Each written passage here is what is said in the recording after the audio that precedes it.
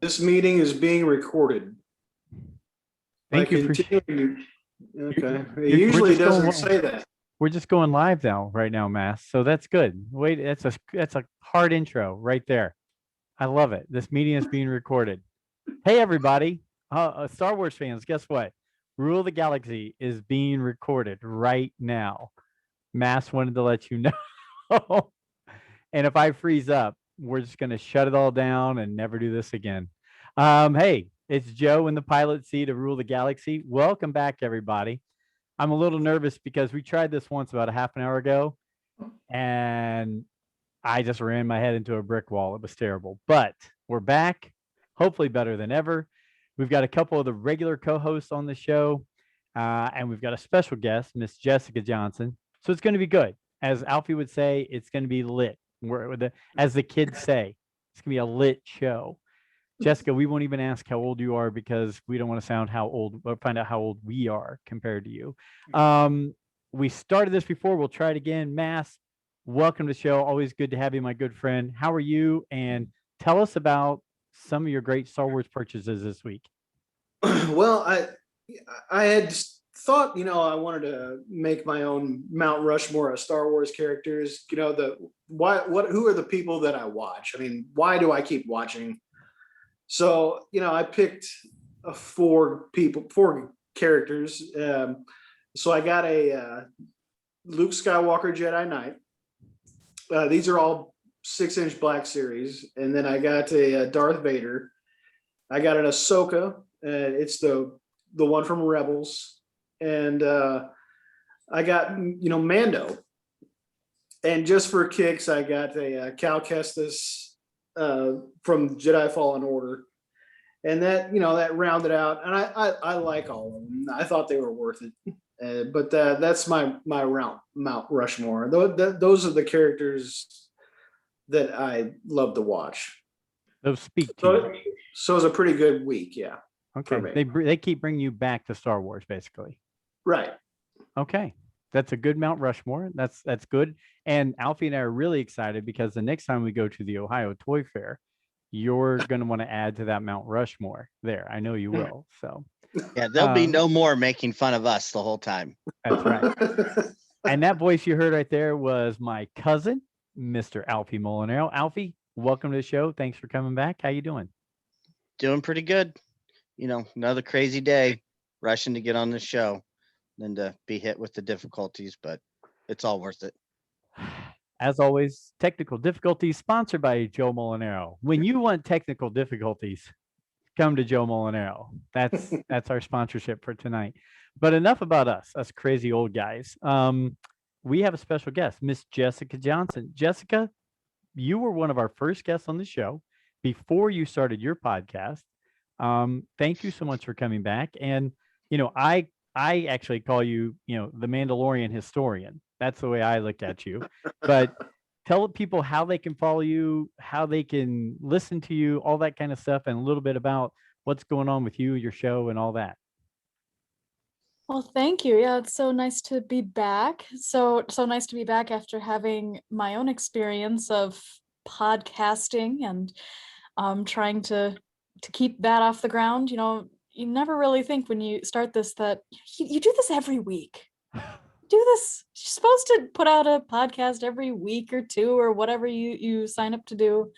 And if anybody's been following my podcast, Stories by Dark Saber Light, that we've been a little bit less than regular, but trying to get back into the swing of things and dealing with the technical issues and trying to learn all about editing and cutting things together, which are just all things that, in my naivete when I started this, I just didn't really think how long it takes to simply cut and edit together an hour-long podcast. And of course, my co-host and I, we always say it's going to be an hour and then it never is. So, that's fun, but we all have so many opinions. I think that's why there's so many Star Wars podcasts out there. So I agree. And you're right. Fitting everything into an hour is nearly impossible. Even when there's only certain bits of news going on in a week, it's difficult to make an hour-long show, especially when you have people so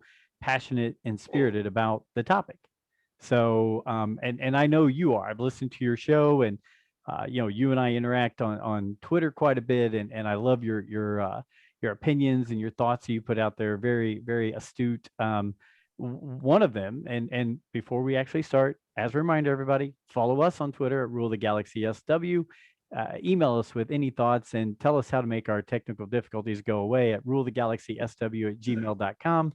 And if anybody wants to sponsor the show so I can get a producer and who will do all that stuff for me and I don't have to worry about it, we'll create some kind of form for you to do that. But Jessica, earlier today, and I hit you up on Twitter about it, you posted something that I thought was very well written, just about fandom and people on Twitter. Let's face it, we all kind of use that as our sounding board right now.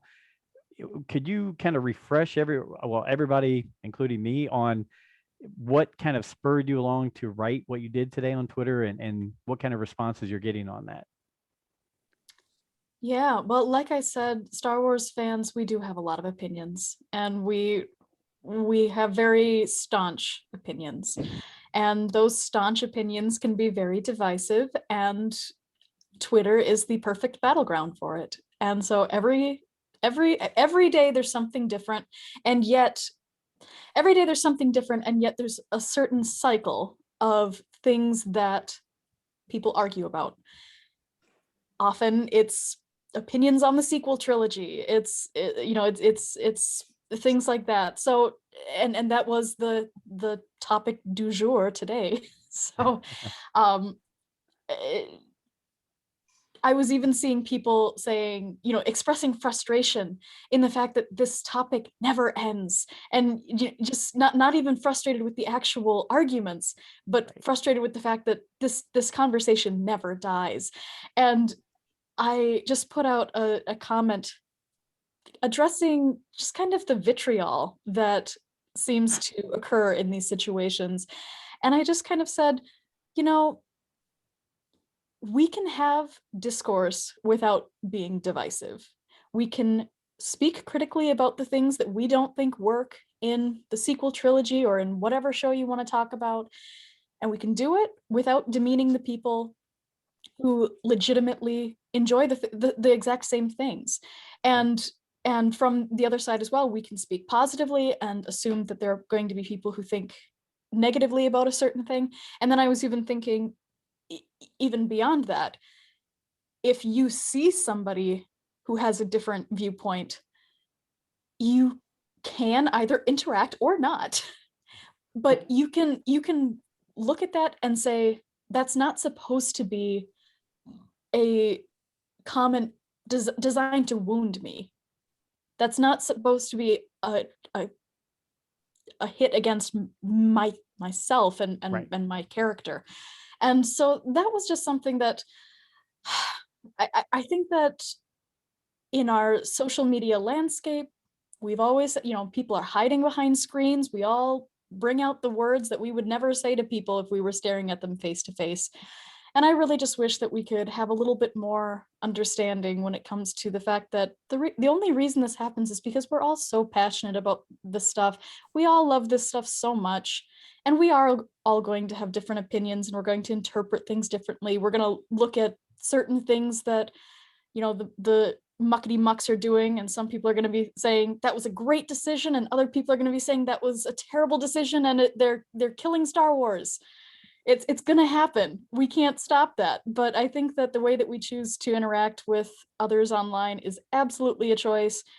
There's always going to be drama, but it sure would be nice if we could get back to more of what we love instead of what we hate. I agree. And I know our crew all agrees. And one of the things that we try to do here is we go ahead and we have those discussions on here. And there are things that some of us will say, we just don't like that.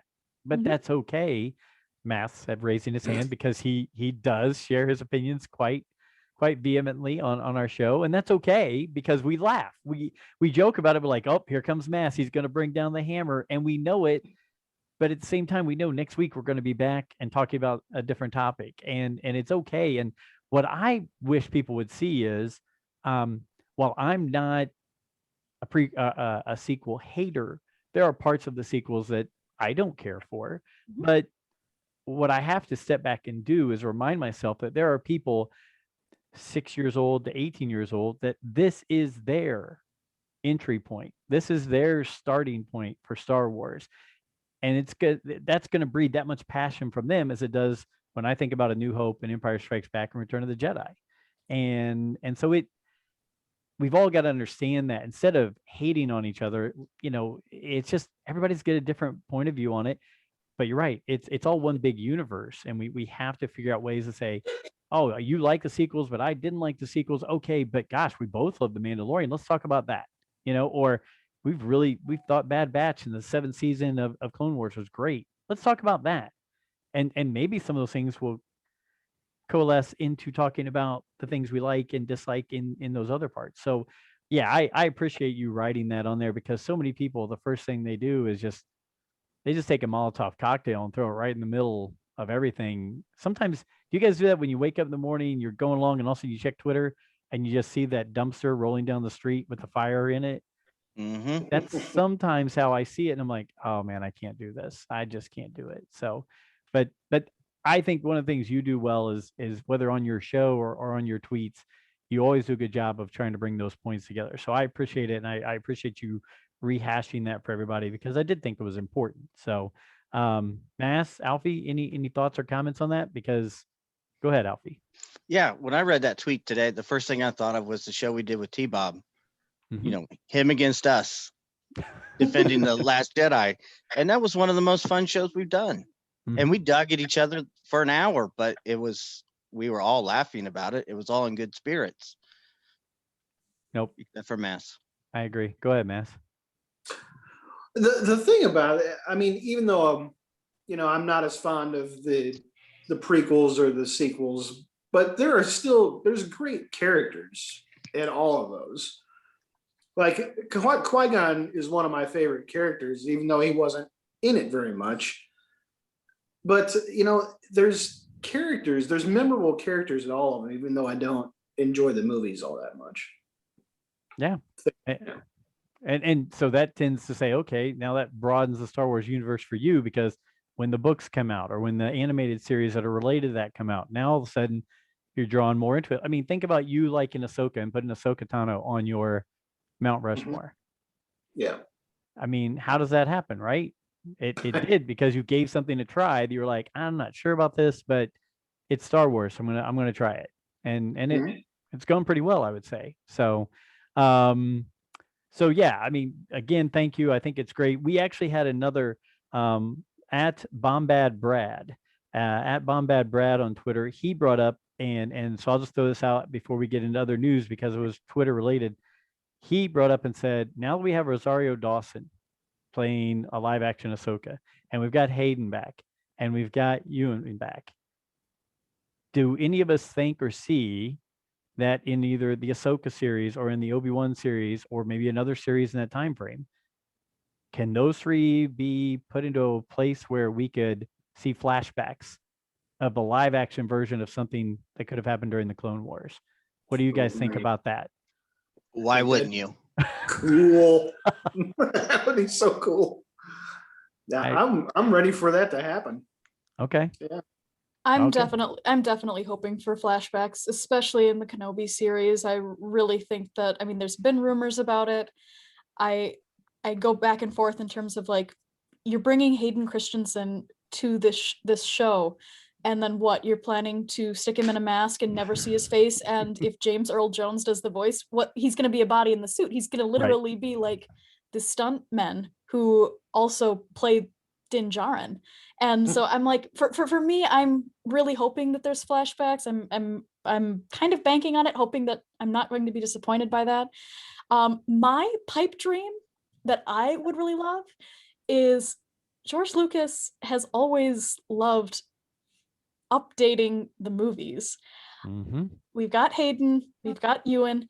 I want them to record just a little something about Mandalore and Ahsoka to stick into Revenge of the Sith. Ooh.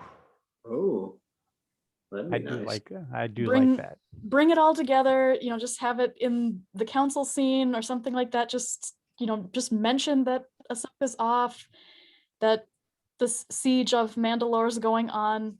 really bring these universes together to really make them feel like we're moving from one right into the other. Kind of doing the mirror image, the opposite side of the mirror in Clone Wars season 7. How we were seeing that view of it and bring that around. I love that idea. I think it would be great. And if I'm not mistaken, George always said that the movies were never complete. He was always in his pipe dream. He would always have it to where he was tinkering with them. You know, I mean, let's face how many updates did he make over the years on each one of them. So I would be completely in with that. I think that's a great idea.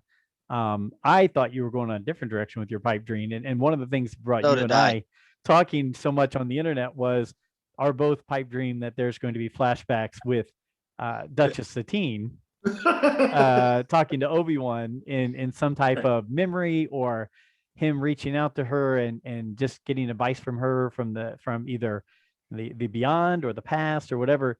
Are you still, do you feel like that can happen? And I know you've placed many, some different actresses in place that you think would work well. Is that still a pipe dream as well to go along with the other one? That is everything that I want. It was just too obvious. She couldn't go there. I'm a very transparent person. You spend 2 minutes on my Twitter page, you're gonna know my priorities. But yes, I really would love that. Unfortunately, my hope that it's going to happen is diminishing a bit as I just kind of think about, what are they going to do? Like, are they going to consider her important? Are they going to consider actually bringing in an actress? I would really like her to be played by Cate Blanchett because that's who she was based on. But then I'm like, are you really going to take the time and effort to make that happen? I really don't know. But I mean, even just, I would love to see Obi Wan looking at a little hologram of her, or I mean, I've even thought, Scrap having her appear in the flesh and we hear her voice, and then they could get Anna Graves to voice her or do something like that. But mainly my biggest thing now, trying to moderate my hopes because I am one of those dreamers who comes away disappointed when things don't happen. I just want her to be recognized as a part of his story. Agreed. I just want, whether it's a mention or even an allusion, even if we don't get flashbacks or something more tangible, I want something that makes the general audience who haven't heard of her go, there's a story here, and now I'm going to have to go watch Clone Wars to figure out what it was. Agreed. And I think you and I have both at different times. Well, you, me, Anna Graves, Adam Bray, I think at different times have tweeted at or to or whatever Hasbro and just said, can we get a Duchess Satine character one time? Can we just? I have my Bo-Katan action figure now. She needs her sister now. But if they do that, they're going to have Corky. And did they ever make a Corky 3.75 version? They have never done a single thing with my boy. Okay. Well, see, Mass up here, he's, while we have two versions, I believe, of Mara Jade in the 3.75, we have no 6-inch black version of Mara Jade. Oh, it would be so nice to have Mara Jade. Right. Yeah. I mean, there are just characters that are important to Star Wars that need to be made. My son will tell you that the Black Series character that he needs the most is an actual Ben Solo, an actual, once Kylo's gone and once he's holding that blue lightsaber, he needs that in a 6-inch black. Mm-hmm. And I mean, there are characters that are missing from this. And Alfie, you probably have them all categorized in the catalog somewhere, but alphabetized. I've got a notebook. I'm marking them off one by one. That is something though. Sorry to interrupt, but go. Why wasn't Ben Solo marketed at all? No idea. Apparently he was in China, because that's where all the even in just the 3.75, you'd think a Ben Solo and Rey combo would just be a given. I did see that they made a Funko Pop of Ben Solo. That's the only thing I've seen of actually that's the Ben, only one not I've seen. Kylo Ren. So yeah, that's a good question. I think we should all keep hashtagging at Hasbro something about bring us these characters, because let's face it, I think Alpha, you brought it up on a show or two. when we were talking about Grand Moff Tarkin and how they never made his character when we were younger because he was only in the movie for X amount of time and he's an old guy in a gray outfit and it's kind of boring. But you were like, well, let's name all these 10 characters who were in it for Yeah. 15 seconds. Walrus made. Man and Snaggletooth.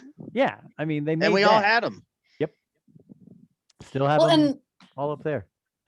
and my thing is that I mean I get it. You know, I've watched a lot of videos analyzing even the fact that these kinds of things are very much separated by gender. There's a lot of talk about how they won't even make figures for girls because it's it's you look it up. It's kind of crazy because the market will refuse to market to girls, even though they know that girls are part of the buyers, because they do not want to overlap. They want to market merchandise in separate ways for different people, which is why when I was a kid and I was obsessed with it was a little show called Buzz Lightyear of Star Command. Oh, yeah.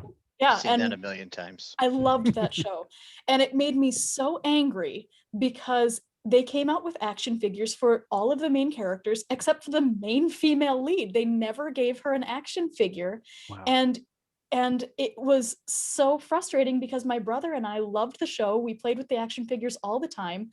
And it was just always this hole. And that's when I realized later on, like, yeah, that was my experience. And it's backed up apparently by the way the higher ups actually decide to market action figures. So for me, I look at it and like, I'm not a huge collector of all of these toys, but we've got 20 different kinds of stormtroopers and clone troopers, all of this.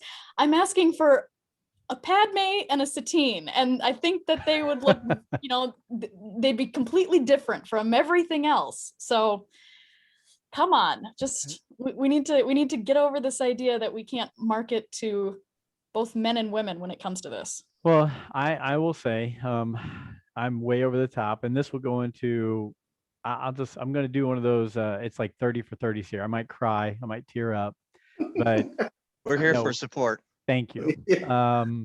This I'm- leads into it because you know what, Jessica, I presently have in my closet 7 Star Wars Barbie dolls that they came out with a line of 7 different ones.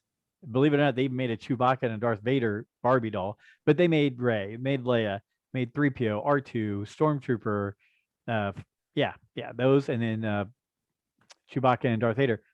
I bought them. My wife was like, you know what? I don't really like you buying all the action figures, but I kind of like these. I want them. So I was like, what are we going to do with them? She said, I don't know. We'll just put them in the closet until we have grandkids. Well, okay. So we have 7 sitting in my closet right now. That we also have every Forces of Destiny character in the like 10 to 12 inch version, except for Ahsoka. And the only reason I don't have Ahsoka is because it goes for $150 online. And I'm just not at that point where I'm ready to part with $150 for a 12-inch, not even an action figure, but it's Ahsoka.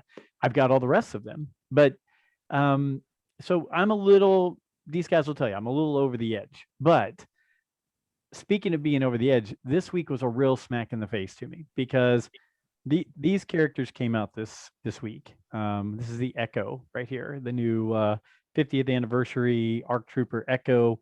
It's a beautiful character. I found an Obi Wan and an Echo, but the reason I found it was because Target put it on their app where they were coming out, and I said, well, I love Obi Wan. The last time an Obi Wan exclusive came out was the Obi Wan exclusive at Walgreens that I didn't even know came out. And I spent 6 months looking for it and then paid ungodly amounts of money for it because I wanted it. And I wasn't going to have that happen again. So I made sure I was going to find out where Obi-Wan was. And I found the store it was going to be at. So I went to it and I went up and down the aisle. It says they're in stock. Went over all the end caps. Says it's in stock. It's nowhere. So I look as I'm getting ready in a dejected way to walk away from the toy department, a 50-year-old man walking away dejected from the toy department. I see a gentleman walk up to a Target employee. His name's Brandon. Very nice guy. I met Brandon. And I see him talking to a Target employee, and she walks away, and I walked up to him and I go, "Excuse me, if you don't mind me asking, were you checking for like something in the back?" He goes, "Yeah, the new Star Wars characters. They said they're in stock here." And I asked her, and she said they have them in stock in the back. And I said, "Why are they not out?" And she said that they can't put them out on the shelf here because collectors will come and buy all of them up at one time and leave the store, and then they'll find them on eBay or whatever for $50 to $100. And I said, "Well, how are we supposed to know that?" And he said, "You just have to ask." So Brandon was like, "Hey, I do this all the time. Brandon, if you're listening, thank you. Great guy. I appreciated this." He's like, "If you ever need, here's my cell phone number. If you ever need anything, let me know, because I always find these things." I said, "Great." He said, "I'm not here to make money. I just like to collect them, and I like to help people find them." So she walks back out and hands him the Echo and the Obi Wan. And I said, I want one of each of those as well." And she goes, "Okay, 1 second." She goes back, gets them. She comes back out. Brandon was like, "Hey, thanks, man. See you later." He leaves. He gave me a cell phone. Boom. We're we've been texting since. Brandon, good guy. But I asked her, I said, "Really, why don't you put these out?" And she said, "The manager said if we put them out within an hour, someone will have bought every single one we have, and then no one can buy them." And I was like, "Well, this seems wrong. The whole thing seems wrong." And it was a smack in the face for me to think, what am I doing here? Am I doing this? Am I crazy? And I got in the car. I called my wife. I said, I can't do this anymore. I said, I will buy the one character here and there that I like, but I can't chase this all the time. I was like, this is too much.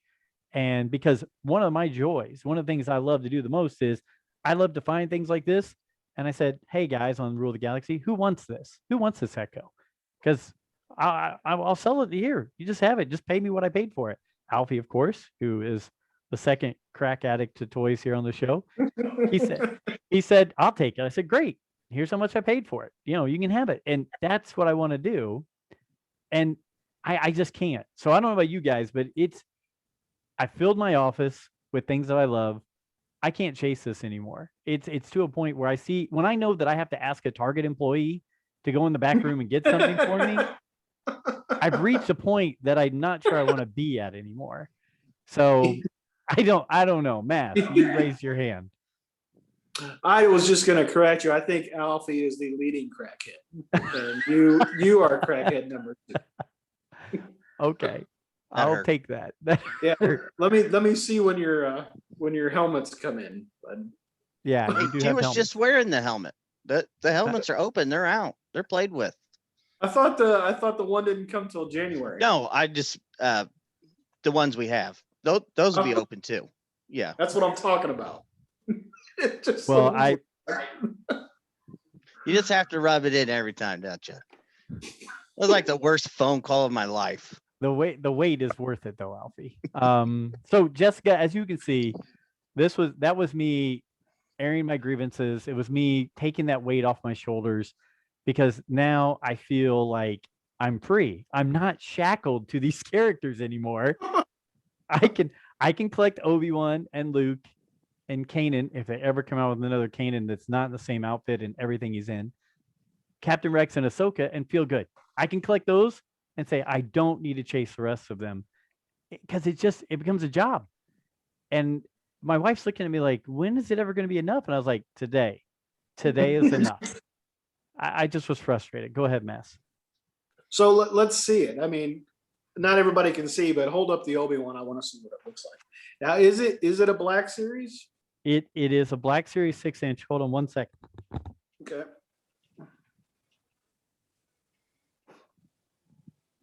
So it looks like it comes in a different kind of box than the other ones. Yeah, they do. They do. Have they done away with those kind of boxes now, or? They've changed them all up. So Okay. Yeah, it's his. I thought you had one like that. I do. But just not in that box. This is a different, and they now have the new face sculptures and everything like that. So it's the version based off of the Clone Wars. Clone Wars. Yeah, and okay. I tell you what, that's I think this right here is my favorite Obi-Wan. The two I have that are in the Clone Wars armor, and I'll bring them to the screen so you can compare, Matt. See, there's the original one. Here is the new version. So those are my favorites. I love them. They're my guys, and so the world knows now that Joe is limiting his collecting. Thank you to all the people who've taken my money. But I will say this, because I have the account with Entertainment Earth, I still will take orders from anyone who wants them, and I can get them at discounted prices, all that kind of stuff. And it's tough to find them on the shelves. So if I can order So them, hard to find them on the shelves. yeah. I mean, if you can't find them on the shelves, there's only one way to get them. It's online. So yeah. And I can relate to you because I tell you the story all the time about going to Hot Topic. I was so into the Funko Pops that I was at Hot Topic all the time picking up orders. And the day finally came when I met my wife for lunch after work and said, "Hey, I got an order to pick up." And I walk into Hot Topic, and the guy at the counter looked at me and said, "Hey, Alfie, your order's in the back." I set it to the side.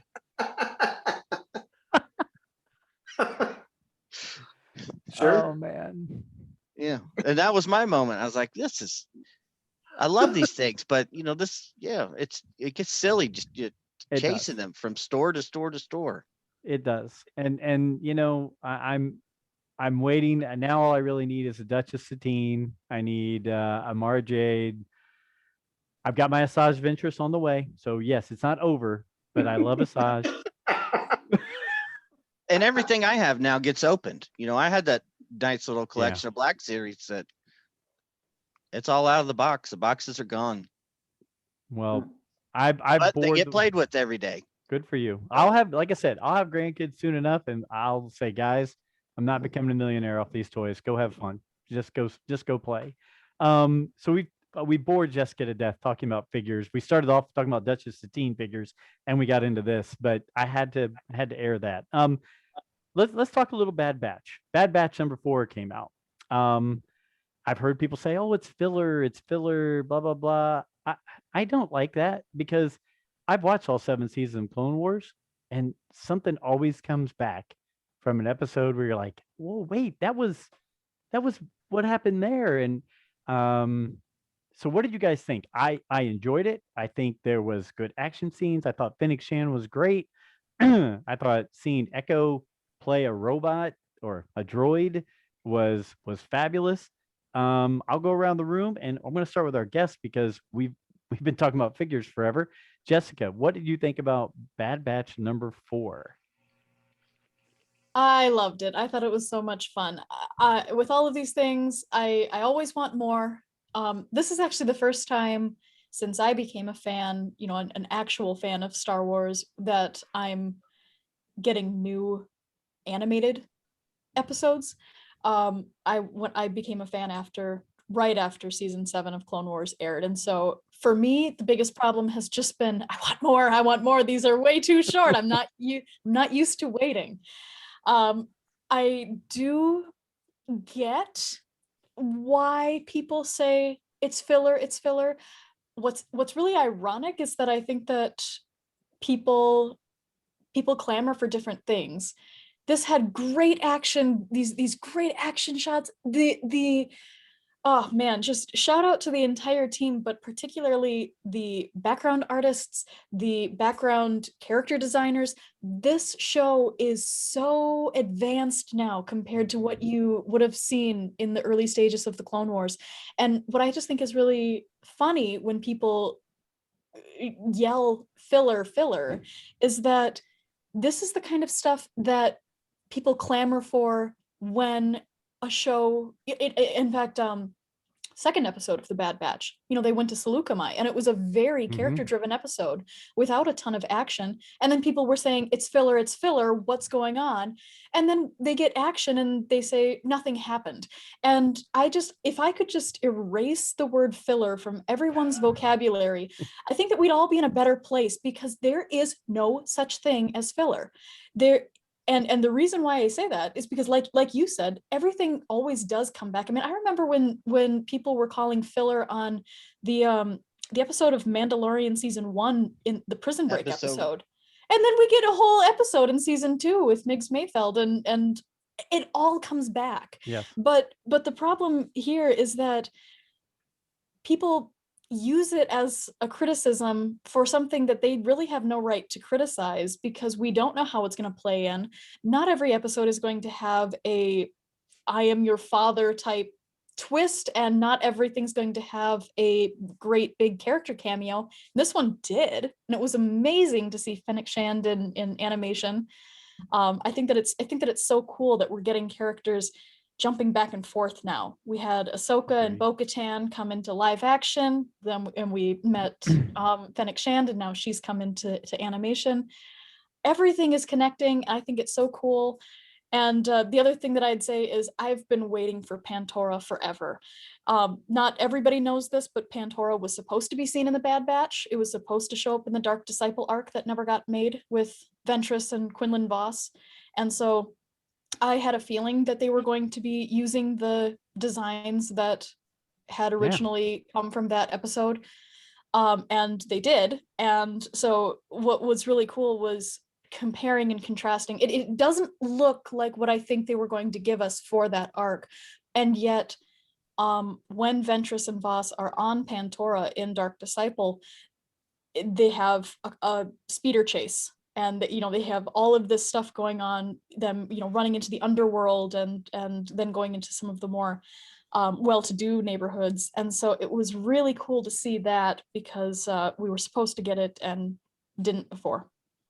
That's awesome. I didn't even think about any of that, but being the Dark Disciple is one of my favorite books, that is really cool to link that in there. So Alfie, Mass, I mean, Jessica hit on a ton of great things and loved all those points. Any other points or thoughts? Alfie, go ahead.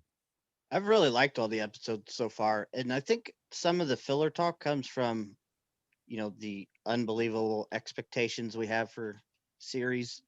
And personally, I find it interesting that they flipped the idea of the Bad Batch being this little, commando team, and that's kind of what you wanted to see more of, those 3 episodes of the last season of the Clone Wars. But now it's turned into this really character-driven story. I liked seeing Fennec again. I thought that was really well done. The speeder chase was really well done, and that chunky little robot, I gotta have one of those. Yes. I think, gosh, it might have been Adam Bray, I can't remember, was talking about how that was like going back to almost Ralph McQuarrie with the initial stuff on R2 with the appendages and things like that. Is that right? Mhm. Does that sound about right? Yeah, no, I agree. I said filler because I was mocking all the people that did. I agree with you guys 100%. We can't put our expectations so high to think that something major is going to happen in every show. We need to see it as a novel. I mean, when you read a novel, you don't every chapter, something huge doesn't happen. Some of the chapters are, hey, we're going to get deeper into this character, we're going to get deeper into this storyline, and take it to where it gets to the penultimate part at the end. Go ahead, Jessica. Yeah, I just wanted to say that what strikes me as well is that there are pros and cons to releasing things episodically. Netflix releases every whole season all at once, then you binge watch it, and people have forgotten how to watch episodic television. And that's the problem too. I mean, what happened in Mando season 2? We got great first episode with Cobb Vanth, and then the next week we got Frog Lady's episode, and people hated Frog Lady's episode. They liked Frog Lady, but it was just cries of filler, and it was because we were expecting so much. We were expecting guest characters. We were waiting for all of this to happen. But there is a problem when you think something's going to happen, it doesn't, and then you have to wait another week, and that's frustrating. We all get that. But now go back and watch Mando season 2, binge watch it the way that you would if it had dropped all on Netflix all at once. That episode is perfect. It lets you breathe. It shows such great character development between our little father and son dynamic, and it's absolutely essential. But when we've got when we've got a season, especially when they're, 22, 23 minutes long, I think that, people really just need to try to at least step back and see each week we get one more little piece of the puzzle. We don't really know what it's going to look like when it's all finished. We don't really know what the purpose of each episode is, but the other reason why I think that we just need to eliminate the word filler from our mentality with this is that we're no longer in a world where these the storytellers have to meet a certain quota. It's not like they are adding in episodes to meet a 21 episode season. They've decided how many episodes they are going to have, and each episode does bring something. They're not under those constraints anymore, which is a great thing, but we just have to look at it and see that storytelling is an ebb and flow. It's all going to go together, but we just have to take each 22, 23-minute episode as it comes. I always say it. We've said it a lot in the past. Star Wars is like it's like pizza. It's like cake. Even bad pizza or bad cake is pizza and cake, right? I mean, everybody loves pizza. Everybody loves cake. So, some are really great where you're like, oh my gosh, I can't wait for more. And others are like, well, that's good cake. Whatever. Mass. To go along with this, you've become a big fan of Hunter. Hunter. A lot of people see him as the Rambo version of Star Wars, but I thought in these first 4 episodes leading into this one, you're seeing him getting more and more connected to Omega, however people want to say it. And I thought his action scenes and his, him feeling that pain of, she's in trouble and all that kind of stuff really was huge. I mean, what did you think of Hunter and the crew with this episode and her being taken by Finnick and everything like that? I thought it was really good. I think what one of the reasons that people keep calling it filler is that that first episode, that hour long, it was intense, man. It was like right out of like the end of season 7. Right. And then it kind of backed up a little bit and it kind of went back to like earlier seasons of the Clone Wars. And I don't think I think people thought everything was going to be like that first episode.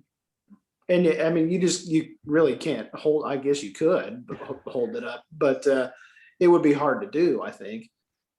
And so the intensity dropped off a little bit. And I don't know, maybe that's why they're going with the filler thing, because it's not meeting those expectations. But the character of Hunter and Tech and I think are great. I mean, you can see this guy. It's like when Captain Rex, was it Urbana or Urbana? Umbara. Yeah. It's like when Rex started figuring stuff out, and that's when I really started liking Rex. I mean, he was just kind of a character up until then for me. And Hunter is like evolving in front of us, and it's that's why he's becoming one of my favorite characters. Yeah, I thought it was really well done. There was a lot of good in this episode, and unlike other people seeing an episode like that, it just makes me want more. Right? I mean, it's like I finished that and I was like, okay, all right, I see what's going on here, but all right, what's next now? One of the big things I think we're all wondering is who was Finnick Shan talking to that we didn't get to hear, we didn't get to see on the other end of that speaker with the plan, right? To go get her, right? Is it the Kaminoans? Is it Supreme Chancellor, or is it the Emperor? Is it someone else?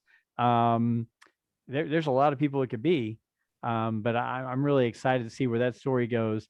And I still tend to think if you're seeing Finnick Shan now, you're going to see Boba Fett sometime in this. I think there's going to be that reconnection here that will make sense to when we wrap it all the way back around to the Mandalorian again. I think somewhere they're going to meet back up. That's just me. I'm calling a shot there, but yeah, I'm excited, and we're a few days away from the next one. And I don't know about you guys, but Friday morning I wake up, I get shower, I get dressed, boom, Disney Plus, there I go. And that's what I sit and eat my breakfast and watch the Bad Batch. So that's my Friday morning, and I love it. So But well, good. I think we're all on the same page. We all have enjoyed Bad Batch so far. We've liked the characters.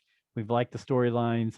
And this episode was good. And having not only the character of Fennec Shand in, but having Ming-Na Wen do the voice. Yeah, that was cool. That's awesome. I mean, now we're wrapping things backwards, forwards, and everything else in between. So I think that's really cool. And did you guys know? I heard on a show the other day, Ming-Na Wen is like 55 to Yeah. 57 years old. I mean, my goodness, you couldn't tell if she was 30 or, I was like, she's 57? No way. That's crazy. But that's awesome. That's absolutely awesome. So speaking of Disney Plus, a couple things backing off from Bad Batch, some things that were out there or some things that caught my eye. Rangers of the New Republic. I saw it all over the place on hold. Did you guys see the same thing? Is that kind of the consensus everywhere? Nope, Jessica. not on hold. Just Okay. not in active production. Not in active production. Well, if that's the case, that's good because right now we have 2.5 in current production, right? Yeah. Andor, Kenobi, and Book of Boba Fett. And Ahsoka. In pre-production, but like being worked on, being written. So if that's the case, great. Because one, let's face it, there's only so many people that Disney's going to keep. They're going to move people from set to set, from storyline to storyline to do things behind the scenes. I don't think they're going to just hire a whole brand new crew each time. I think it's going to be some moving parts of people who know what's going on. So let's face it, you can't do all 10 of those that they talked about at one time, right? I mean, if that's the storyline, Jessica, then I'm all for that. And if it means that it's on delay and it's just not in current production because they're figuring out a new plan with maybe Cara Dune out and someone else in, okay, that's fine. But that was one of the stories I was looking forward to. So I hope that it's just in that situation you're talking about there. Something else that was on my mind when it relates to the Disney Plus shows. Do you guys feel this, or is it just me? Just like the Clone Wars made the prequels better, do you feel like the Disney Plus series that are going on and in the future are going to help bridge that gap and fill the holes of the sequel trilogy? Like that will lead into that. Yes? Is that across the board? Yeah. I know I'm hoping for that they do maybe an animated, hey, Luke and the Academy and a young Ben and all that kind of stuff. That's a pipe dream of mine. If it doesn't happen, it doesn't happen. But I hope, Skywalker Academy or whatever. But I mean, I see it with Bad Batch, with Mando, with Ahsoka. I see those shows all bleeding into where they're going to leave breadcrumbs that are going to go in that direction, right? I mean, the cloning, the start of the First Order. I think we'll see that at some point in time behind the scenes. Any thoughts on some of those or things you think will lead to the sequels? Go ahead, Alfie. That's what I was really hoping, that the Rangers of the New Republic would be like the 2 X-Wing pilots, how they were talking in that episode of Mando about something going on in the Outer Rim, maybe, a little secret strike team of Leia's out finding these facilities like what Mando found, and kind of, following the breadcrumbs to the First Order, the cloning, whatever, to build that story up. I think that's just some of the things we're missing. I mean, Mass, I think you and I have discussed it. There are holes in the sequels that we think need to be filled. There needs to be either a background or something, not only just Luke and where he is and everything else, but other things that will help you understand Hux, Snoke, where the First Order came from. So yeah, that's my hope. And I think they're going to go that way. Go ahead, Jessica. Yeah, see, the biggest problem for me, boiling it down, my biggest problem with the sequels was that there was no context. They thrust us into this new story 20 years on, and then we got some books. We got some comics talking about the rise of the First Order, but in terms of the storytelling that was going on for the general audience and for that story, that wasn't a priority. Now, I think that especially Dave Filoni. I mean, why has he grown in popularity with people now? Well, it was because he was in a position to help contextualize the prequels. And that's what he did. His legacy is carrying on what George wanted to show for the stuff that he simply couldn't put on the big screen. Mhm. And while it hasn't been stated, I have a feeling that right now I don't think Disney's willing to invest too much in new sequel trilogy stories that are very explicitly about that era or that context, because it's just still too controversial, very similar to the way it was with the prequels when they first came out, which we definitely have to remember. Yep. But I think that Dave has this big cinematic story that he's got planned for Mando and Ahsoka and Rangers and all of these different things, Book of Boba Fett. I think that it will play in a little bit to the sequels, and I think that everything is designed to just tie the threads together just a little bit more. If that's going to be enough to prime the fan base in order to accept something that's much more explicitly sequel related, time is just going to have to tell, because we just don't know how quickly people would be ready for that. Right. But I definitely think that it's on Dave Filoni's radar to do his best to try to make it seem like the original trilogy and the sequel trilogy are actually in the same universe. Right now, it feels like there's a bit of a discrepancy. A lot of people have tried to reconcile that through other things. 10 or 15 years down the line, I think that it's going to flow much, much better. I agree with you wholeheartedly. One of our standard lines here is "In Filoni we trust," and we, we're all for it. I mean, and obviously one of the talking points this week was him becoming executive creative director. I think Disney put out something saying, "Well, that happened a long time ago. We're just updating our website," or something like that. But I think it really invigorated a lot of the fan base to say, "Hey, you know what? This guy kind of gets Star Wars, and he's, like you said, he's putting together an entire universe that it could tie a lot of things together."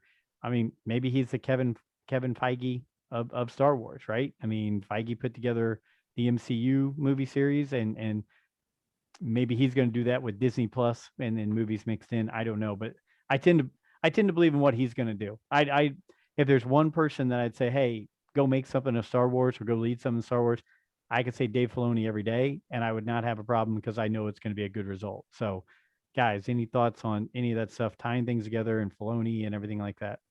100% agree. Mhm. Yep. I do worry about what happens the first time he makes a misstep.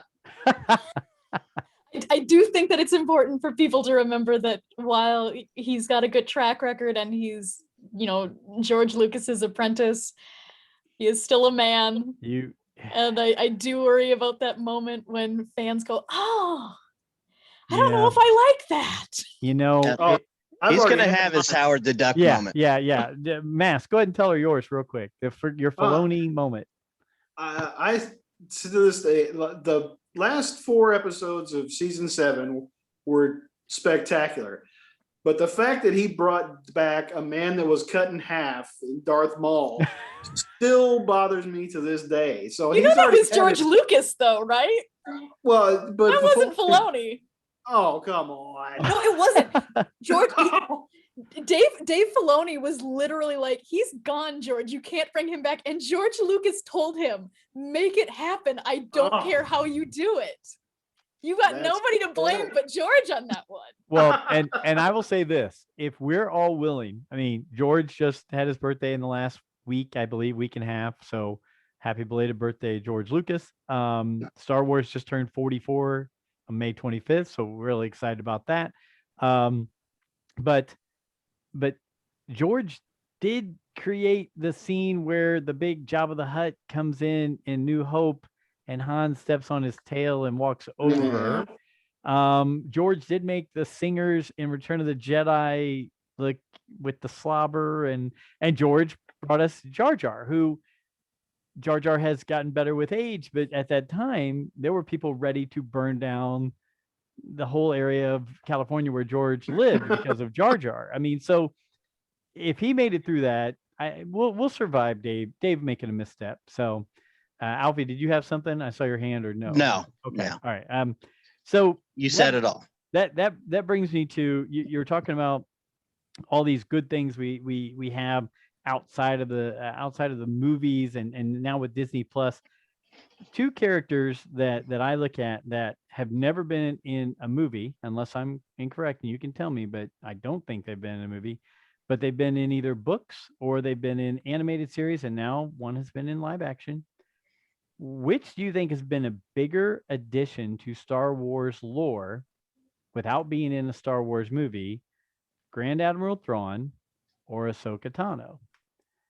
Grand Admiral Thrawn has now had 9 novels made about him. 9, I believe. And he's been in Rebels. Ahsoka has been in Clone Wars, Rebels, and now Mandalorian. And she's had one novel, right? One novel about Ahsoka. So if you had to look at the fan base overall, which one do you think has the biggest impact on Star Wars and on fandom? I'll go around the room. You guys just raise your hand and tell me who wants to talk first on that.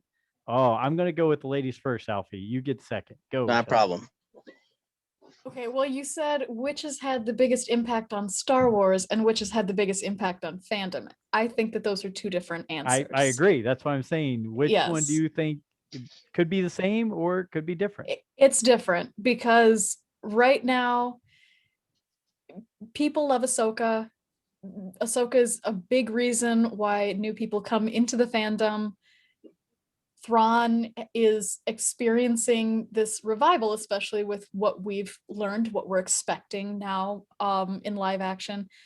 But in terms of who's had the bigger impact overall, it's got to be Thrawn. I mean, Timothy Zahn's original trilogy, that was what reinvigorated Star Wars in the 90s. That was, and it wasn't simply that it reinvigorated interest. The interest was already there. It simply illuminated the fact that people still wanted Star Wars. Mm-hmm. And we wouldn't have had, I don't think that we would have gotten the prequels without that insane interest that trilogy illuminated. So in terms of what actually has driven the franchise, I mean, I think that Timothy Zahn's original trilogy has to get a lot of recognition, but in terms of what's driving the fan base now, there's huge subsets that are devoted to Ahsoka and just recognizing what a great character and an addition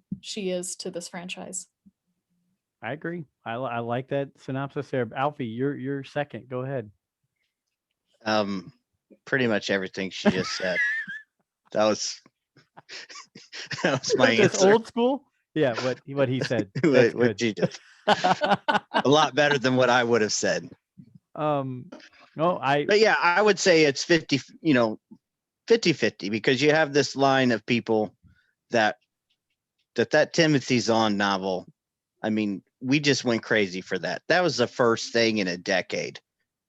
Yeah. And to be so new, so good. I so still good. remember it. I talked to people on Twitter about it and people that I play different Star Wars games with, they're like, I didn't really, think it was that great. Like, yeah, you don't think it's that great now reading it when we have Disney Plus live action series, hours upon hours of content. This was the first thing to come out after the Ewok specials. And to just be that good and have that great of a villain that was so different from Darth Vader. Agreed. Okay, I'm gonna ask here, for you guys who actually enjoyed it when it came out, what was that like to experience that new content in that way? What did that feel like? I couldn't get enough of it.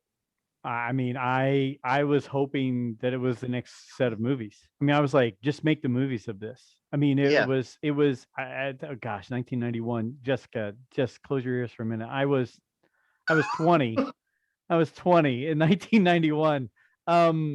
And I still remember getting that book and I couldn't set it down. I wrote Timothy Zahn a letter. He wrote me a letter back.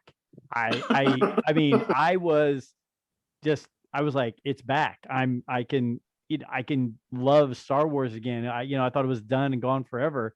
And yeah, I mean, just I have them right here on my bookshelf, and I look at the covers, and it still brings back great memories just looking at the covers of those books. It's just that crazy. But the characters were great. Mara Jade, Talon Card, who was the splicer's name?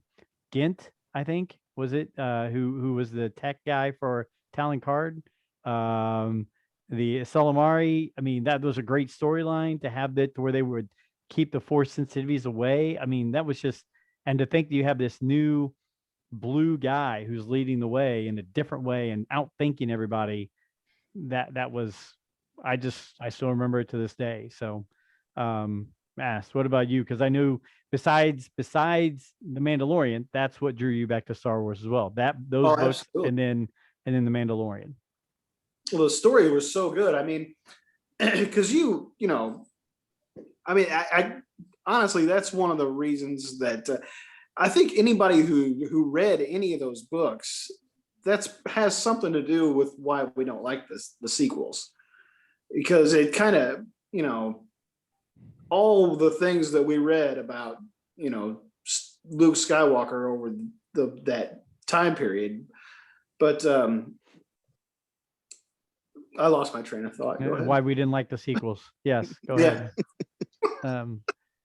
No, you're right. It set the bar so high because the people our age, that's all they wanted. That's all we wanted was. Oh, we had.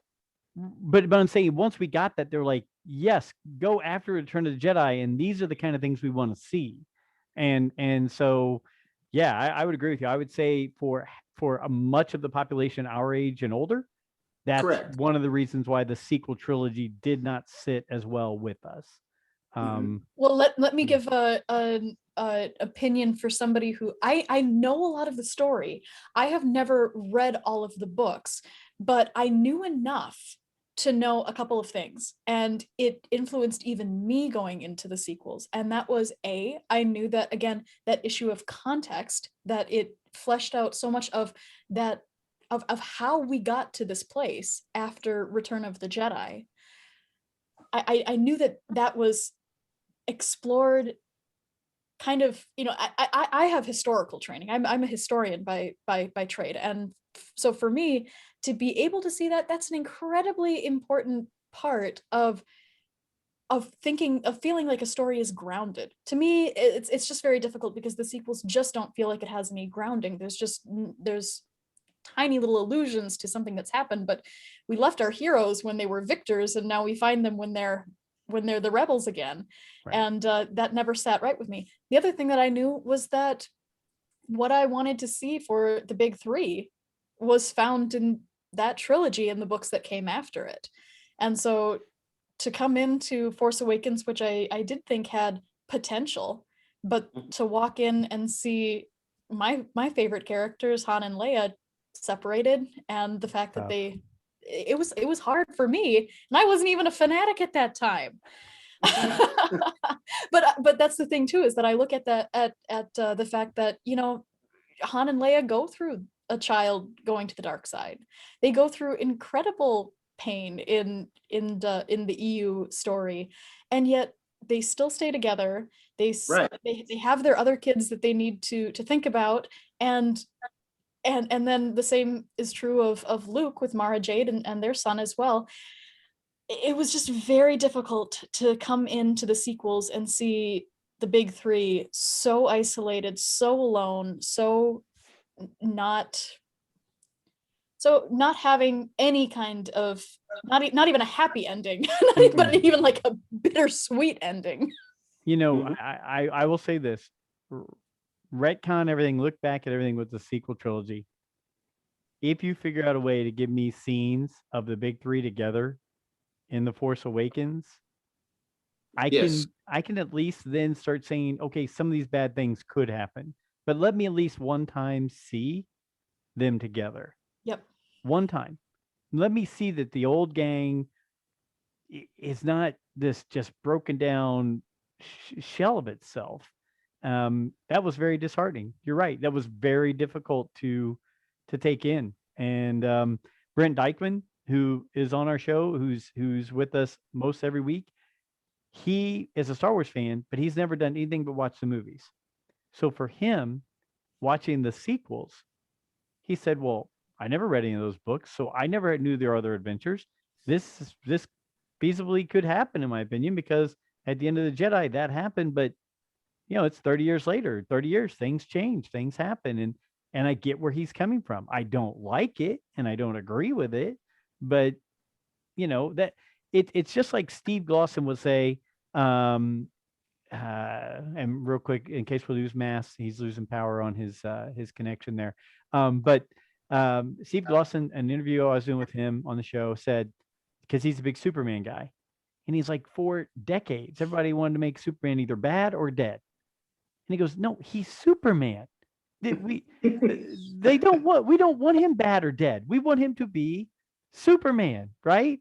And he was like, and they finally did in the comics where they killed him off. And then in the new DC movies, they made him kind of like a little dark, right? And where he was fighting Batman and all those kind of things. And he's like, but that's not Superman, right? And I don't know. I didn't mean to go on a tangent there, but when looking back at that trilogy, Jessica, that reinvigorated everything, and I think it did. It lit that fire for all of us to say, if we make future movies, we want it to be similar to these books right here. So I'll just make a comment on that, though. I don't think that was a tangent, because it actually brings us back to the first thing that we started with, which was difference in opinions, different ideas and interpretations.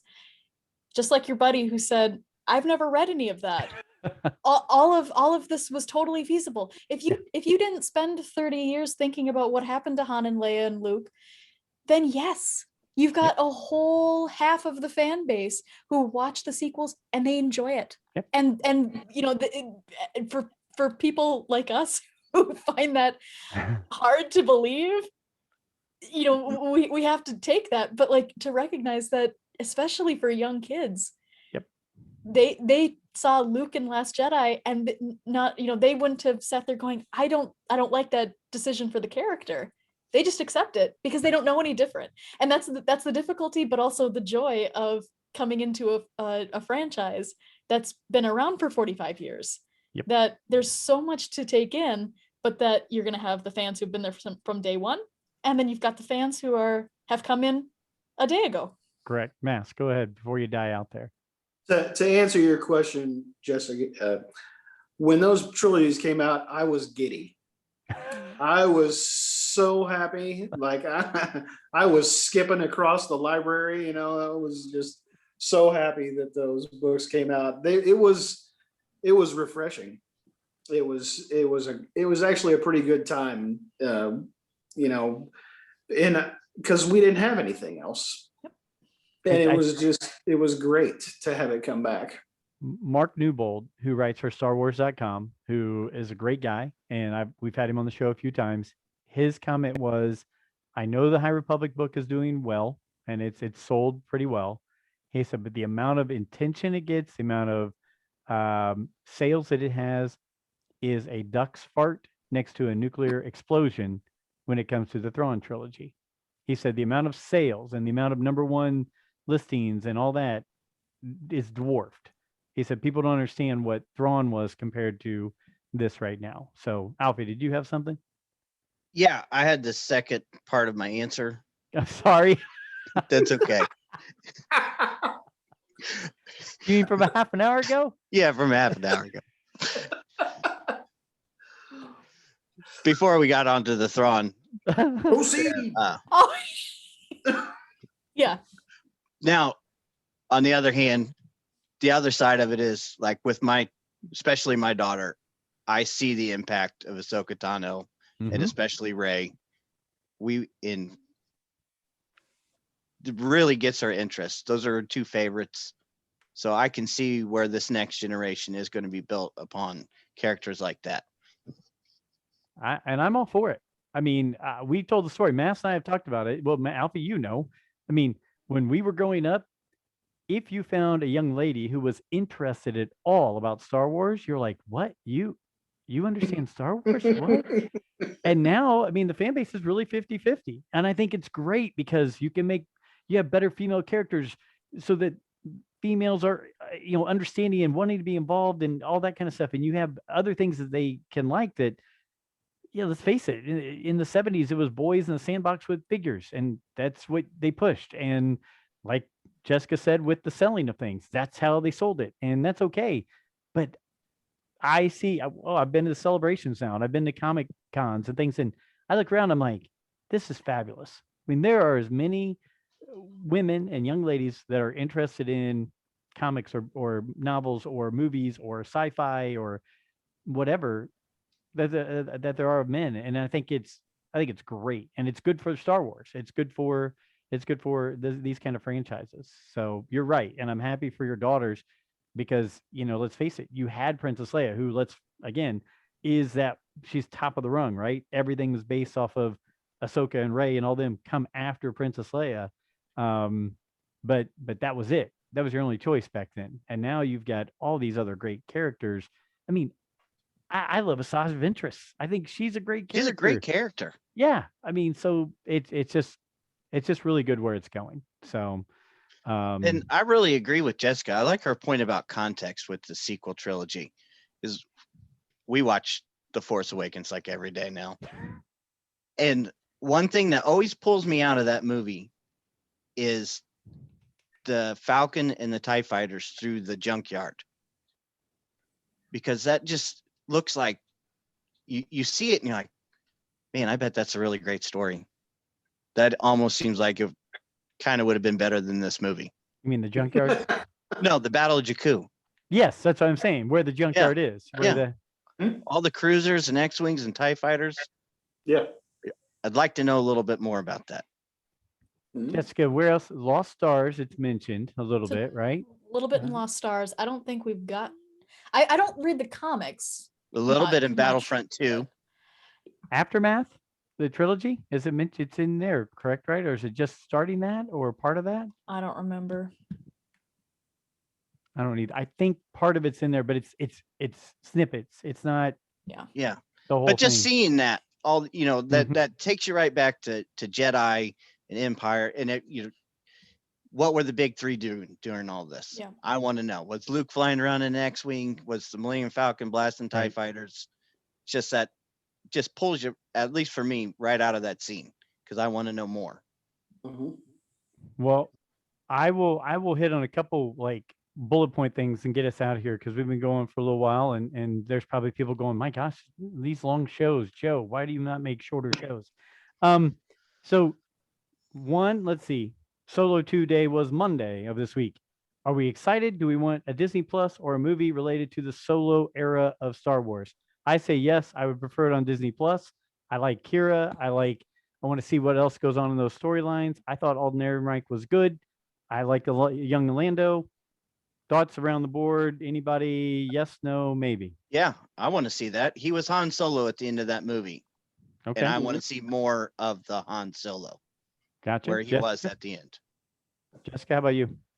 I loved Alden's performance. I will take him more. I love Donald Glover. Want more of that. I'm not really sure what exactly how I want it to come back to us. I think that a TV show would be great, but it would have to really expand its scope.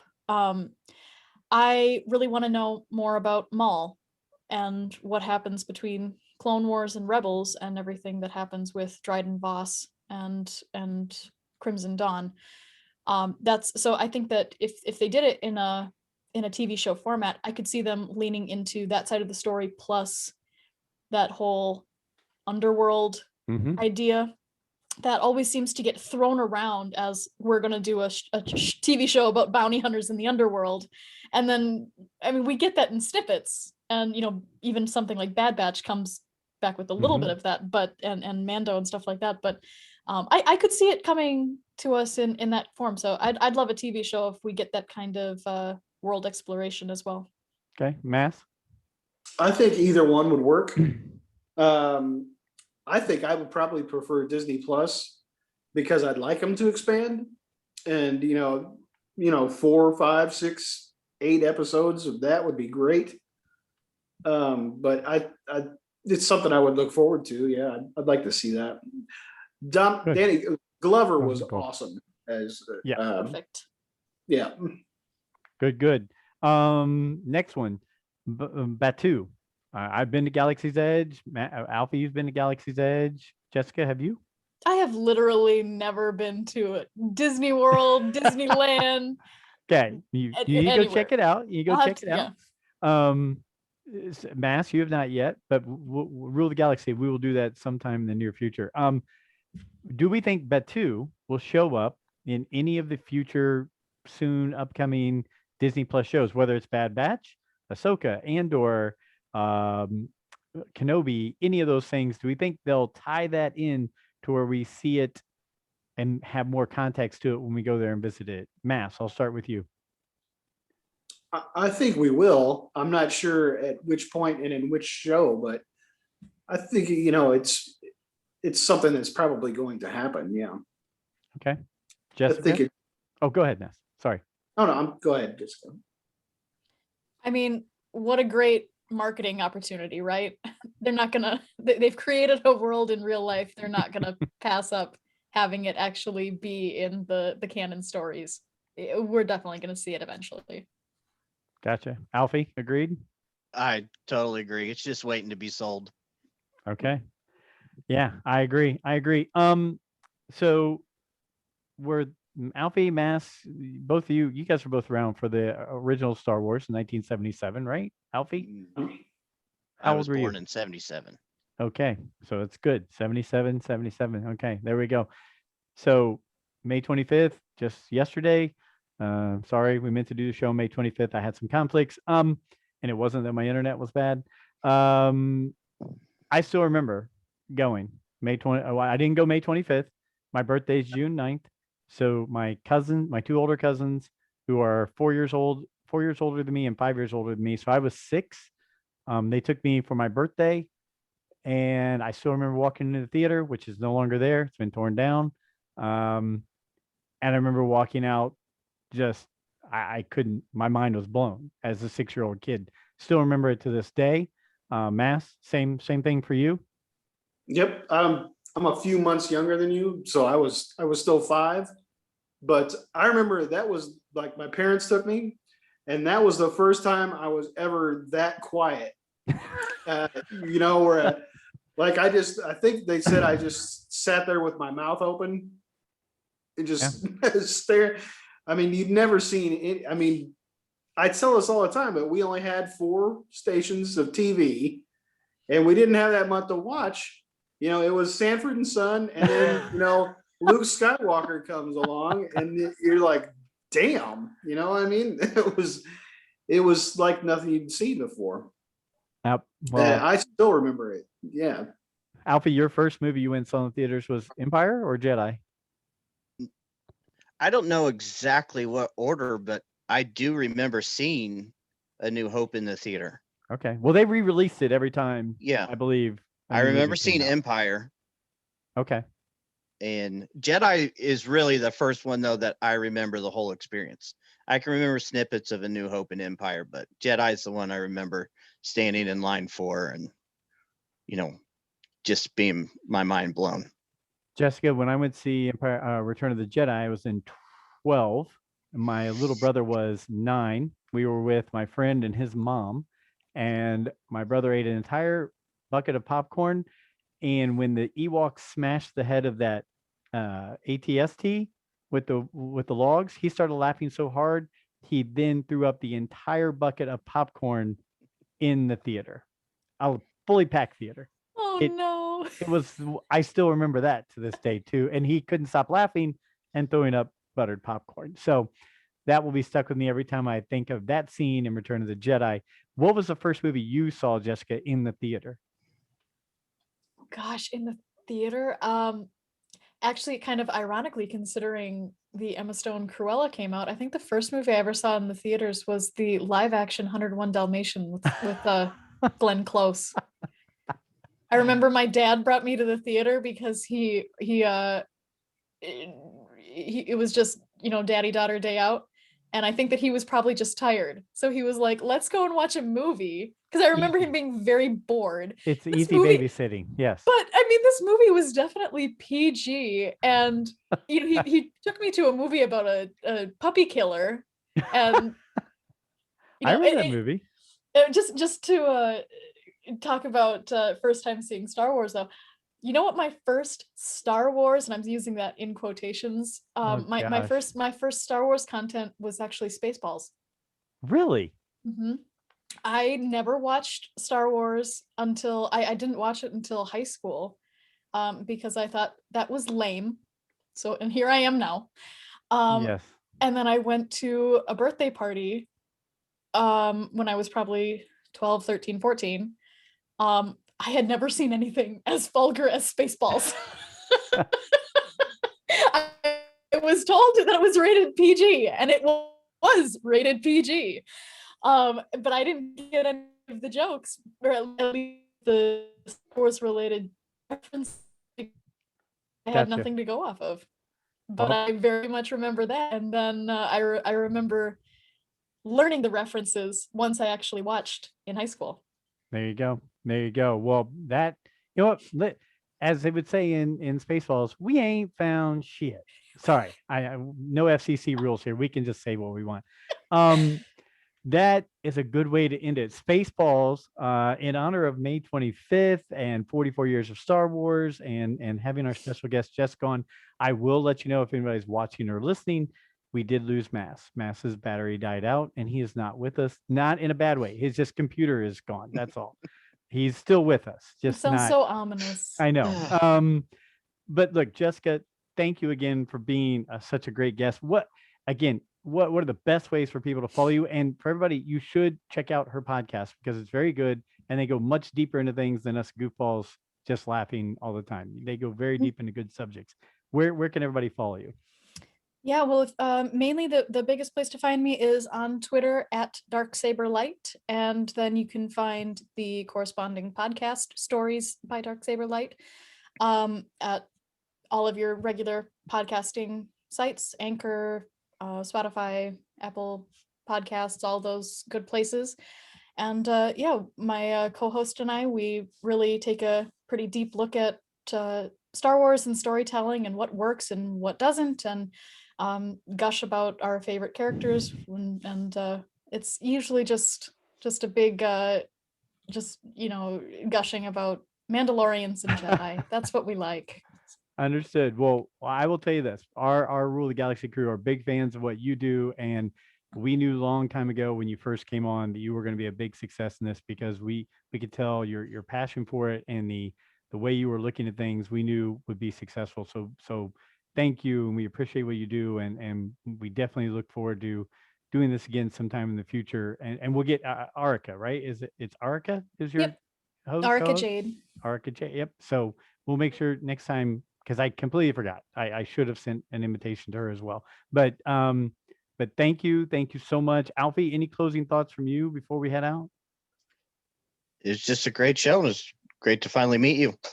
Put a face to the Twitter handle. There you go. That's There you always go. fun. It is. Yeah, you look nothing like your avatar. No, there's not gonna be much resemblance to a logo. Well, hey, for me, for Joe, for Ryan, who had to hop out earlier, and for the rest of the Rule of the Galaxy crew, thank you again for everybody giving us a listen, sharing things with us on Twitter.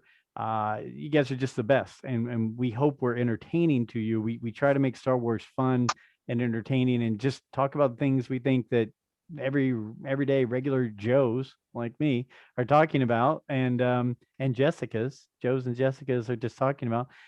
Thank you again, and again, follow us at Rule of the Galaxy SW at Twitter. Email us at ruleofthegalaxysw@gmail.com. Check us out on Facebook. Check us out on YouTube.